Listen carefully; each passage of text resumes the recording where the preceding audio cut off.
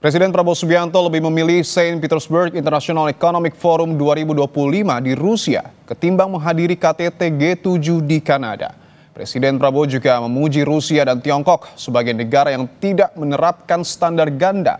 Apakah Indonesia kini lebih mendekat pada Rusia dan Tiongkok? Kami akan membahasnya bersama dengan pengamat hubungan internasional Universitas Padjadjaran dengan Pak Teguh Reza Shah. Pak Teguh, selamat petang.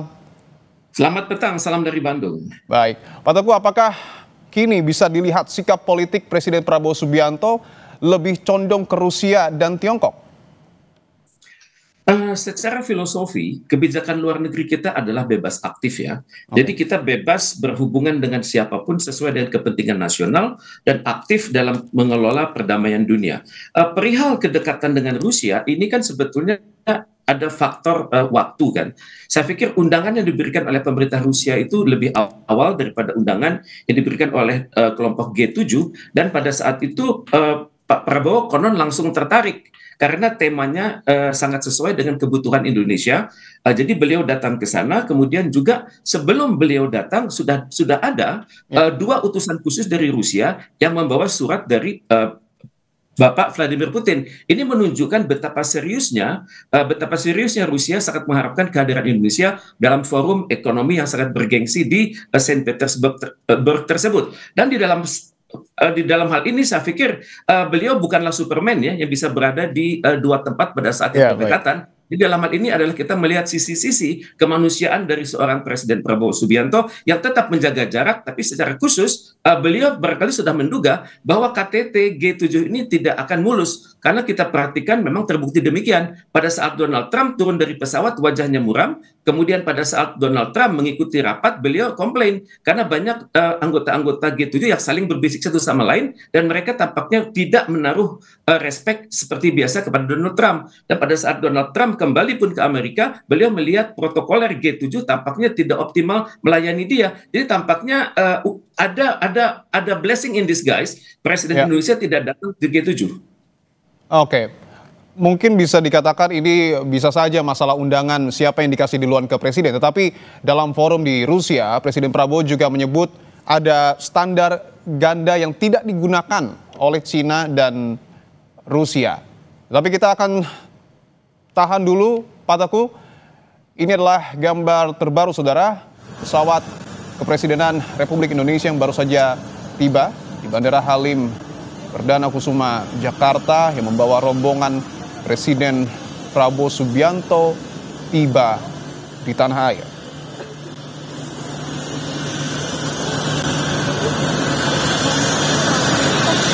Untuk menarik untuk kemudian menunggu apa yang nanti akan disampaikan oleh Presiden Prabowo Subianto, apa yang ia bawa ketika sudah terbang untuk menuju sejumlah negara terutama Rusia. Karena pada saat forum yang kemudian digelar di Rusia ada semacam harmonisasi atau mungkin hubungan yang cukup dekat antara Presiden Prabowo Subianto dengan Presiden Rusia Vladimir Putin. Apakah ini kemudian menggambarkan sikap politik Presiden Prabowo Subianto di ranah global lebih condong ke Rusia? Tentu ini nanti akan kita gali lebih dalam dengan Pak Teguh, tapi kita masih melihat gambar terbaru dari Bandara Halim Perdana Kusuma, Jakarta. Oke, kita kembali membahas soal apa yang kemudian nanti mungkin akan disampaikan oleh Presiden Prabowo Subianto. Pak Teguh, tadi sudah kita bahas juga, apakah makna apresiasi yang kemudian diberikan Presiden Prabowo Subianto kepada Rusia dan Tiongkok dengan menyebut kedua negara tersebut tidak menggunakan standar ganda, ini memiliki makna khusus? Ya, sebenarnya ini sudah menjadi pengetahuan umum ya, bahwa Rusia dan China itu selalu konsisten mendukung upaya-upaya pembangunan, upaya-upaya penyelesaian konflik, upaya-upaya perdamaian di Dewan Keamanan PBB di mana mereka berada. Sebaliknya sikap yang ambivalen ditujukan oleh Amerika Serikat, Rusia dan Inggris. Rusia, Perancis dan Inggris.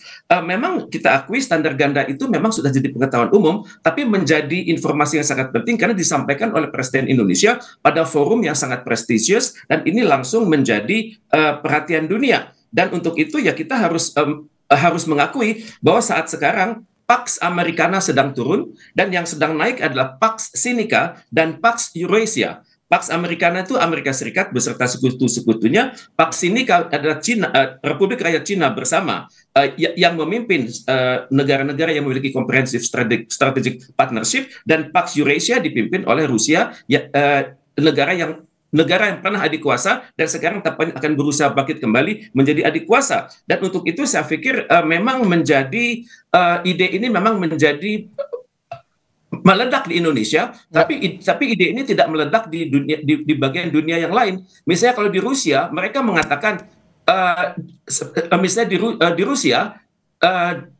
Rusia di Moscow Times tanggal 20 Juni itu mengatakan promoting a multipolar world at the Saint Petersburg International Economic Forum. Ini berita ini hanya muncul di Indonesia. Kemudian juga Al Jazeera mengatakan Russia Indonesia deepened as Putin and Prabowo meet in Saint Petersburg. Jadi berita ini hanya muncul hanya mengagetkan di kalangan Indonesia karena karena Presiden Indonesia tidak pernah menyatakan hal ini sebelumnya. Berulang kali Presiden Prabowo juga mengatakan bahwa sikap Indonesia adalah non-blok. Apakah sikap ini masih relevan untuk kemudian diambil untuk saat ini, Pak Teguh? Ataukah justru Indonesia lebih baik memilih supaya kemudian memiliki kekuatan lebih besar? Ini adalah tradisi Indonesia ya, bersikap non-blok, dan ini sudah diterima oleh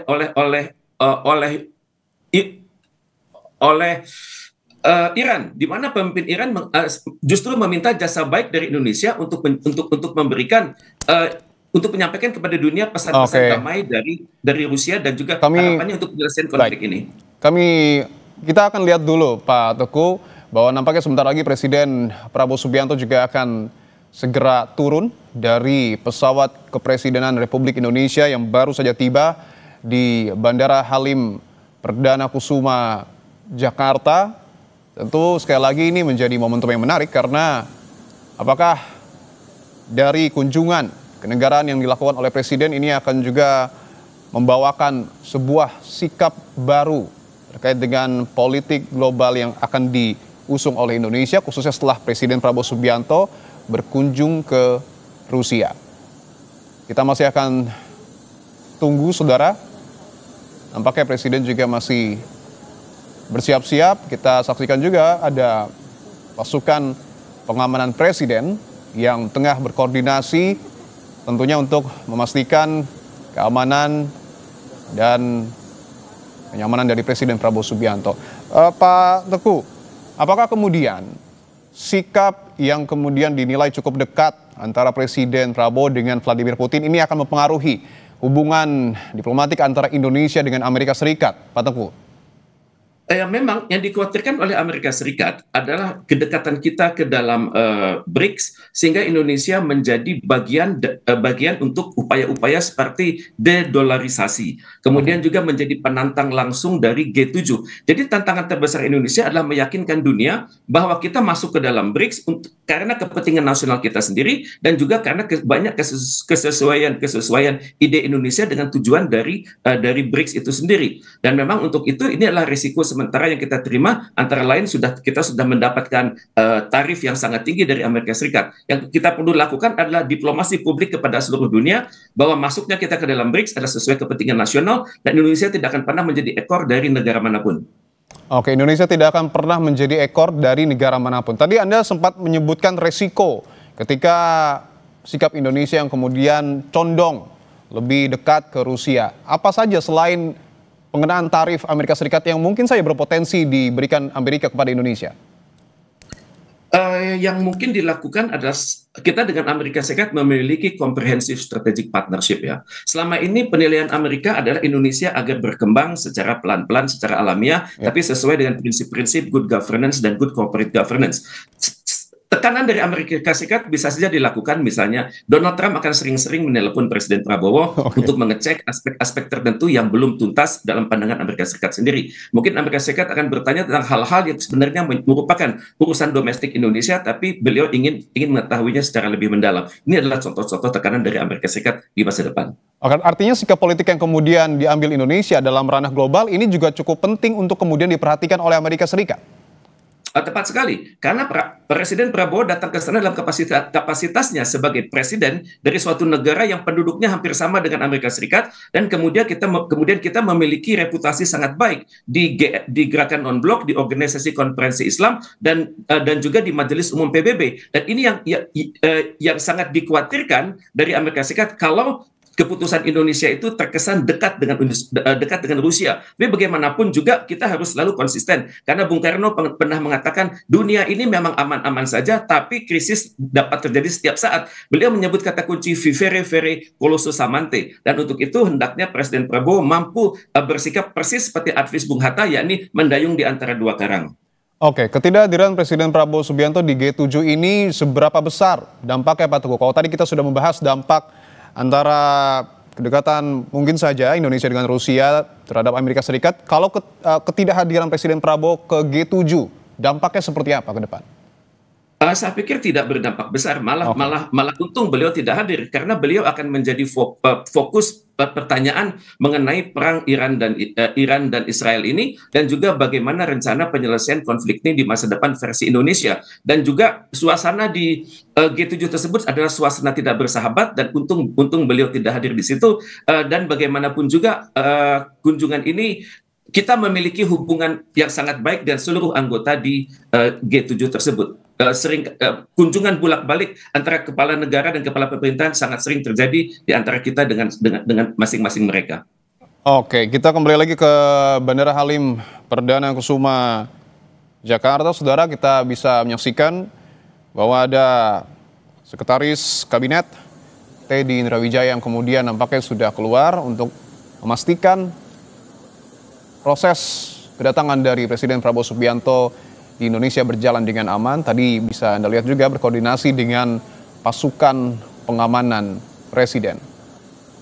Antuku, sembari menunggu Pak Presiden Prabowo turun dari pesawat, apakah kemudian perang yang kemudian terjadi di Iran dan juga Israel ini akan semakin memperlihatkan posisi politik Indonesia di ranah global? Karena kita tahu Amerika Serikat juga nampaknya cukup agresif untuk kemudian meletakkan armadanya mendekati Iran.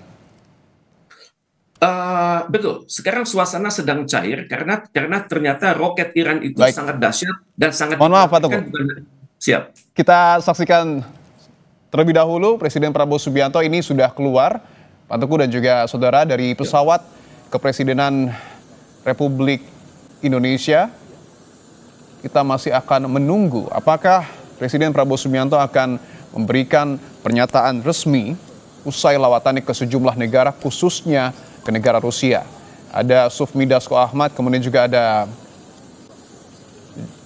Syafri Samsudin, ada juga Menteri Sekretaris Negara, Panglima TNI, dan juga sejumlah pihak dari Kabinet Merah Putih. Ada lambaian tangan dari Presiden Prabowo Subianto, dan wartawan juga nampaknya mencoba untuk memanggil agar Presiden ini memberikan statement resminya. Tapi nampaknya sedikit berbelok, tidak langsung menuju ke awak media. Apakah ini artinya tidak akan ada konferensi pers? Masih kita nantikan, saudara. Tapi tentu pernyataan dari Presiden Prabowo Subianto ini sangat menarik untuk ditunggu. Apalagi kita tahu pada saat lawatan ke Rusia, Presiden Prabowo bahkan sempat bertukar cindera mata dengan Presiden Rusia, Vladimir Putin. Kita saksikan, saudara, nampaknya sudah kemungkinan besar ya, Presiden Prabowo Subianto ini tidak akan memberikan keterangan resmi, tetapi tentu kita masih harus tunggu. Oke. Ya. Masih berjalan menuju area dalam dari Bandara Halim Perdana Kusuma Jakarta. Kalau bisa dilihat dari kamera memang posisinya cukup jauh dengan wartawan. Baik, kita akan kembali ke dialog dengan Pak Teguh Reza Shah. Pak Teguh, bisa dilanjutkan kembali Pak tadi pernyataan yang Bapak berikan? Ya. Sekarang suasana sedang cair, dunia tidak tahu harus berbuat apa. Kalau secara diplomasi, harapan dunia sekarang adalah terlahirnya sebuah resolusi yang baik, yang tegas, tapi juga mengupayakan selesainya pertikaian antara Iran dan Israel, dan pada saat yang sama memungkinkan jadinya sebuah negara Palestina. Dan untuk itu dunia masih menunggu bagaimana KTT luar biasa dari Oki yang akan diselenggarakan di Turki beberapa hari ke depan. Namun keuntungan Indonesia adalah terbukanya peluang Indonesia berkoalisi dengan Turki. Karena dalam situasi sekarang, Iran sangat mempercayai Indonesia. Karena dia percaya bahwa Indonesia ini negara yang benar-benar tulus dalam mengupayakan perdamaian dunia, dan perdamaian dunia itu sudah tertulis jelas-jelas dalam konstitusi Indonesia. Jadi Baik. untuk itu saya sangat berharap kita berhasil di KTT nanti. Baik, kita akan tunggu bagaimana kemudian nanti sikap politik Indonesia khususnya dalam ranah global. Terima kasih pengamat hubungan internasional Universitas Pajajaran Pak Teguh Reza Syah atas waktu dan jawabannya. Terima kasih.